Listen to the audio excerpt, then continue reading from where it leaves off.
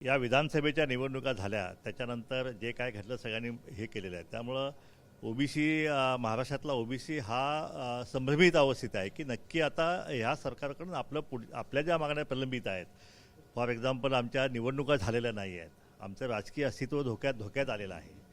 त्याचप्रमाणे आमचे हॉस्टेलचे प्रश्न आहेत, आमचे विद्यार्थ्यांचे प्रश्न आहेत, आमचे अनेक प्रश्न आहेत जे प्रश्न अजूनपर्यंत मार्गी लागलेले नाहीत. आणि त्याचप्रमाणे जरांगेंचं उपोषणसुद्धा आता त्यांनीसुद्धा आव्हान दिलेलं आहे सरकारला की पुन्हा उपोषण चालू करणार आहे.